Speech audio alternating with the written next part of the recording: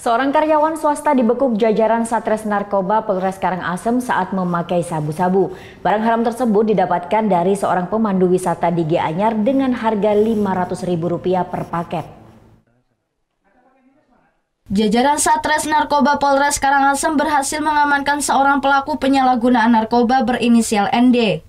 Pelaku yang berumur 31 tahun ini ditangkap di rumahnya di Desa Bunutan, Karangasem dalam kondisi tidak sadar usai memakai sabu-sabu.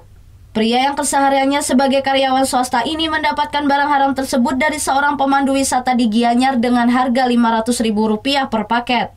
Menurut polisi, pelaku ND adalah pemakai dan baru menggunakan barang haram tersebut sejak 3 bulan terakhir.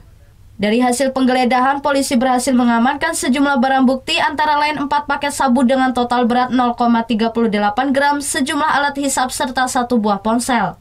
Kasus ini pun masih dalam tahap pengembangan oleh pihak kepolisian. Berdasarkan informasi masyarakat, Sat Narkoba dan Polsek Abang melakukan lidik sampai di pukul 15.00.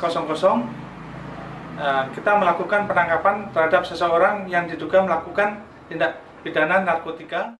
Akibat perbuatannya, pelaku dijerat pasal 112 dan 127 tentang narkotika dengan ancaman hukuman maksimal 12 tahun penjara. Kadek Martana melaporkan untuk NET. Oh yang beneran? Iya, oke. Nah, udah kan nonton beritanya? Jangan lupa di subscribe, di like, dan juga di komen ya akun YouTube dari Net Bali. Terima kasih udah subscribe. Yang belum, jangan sampai lupa di sebelah sini nih.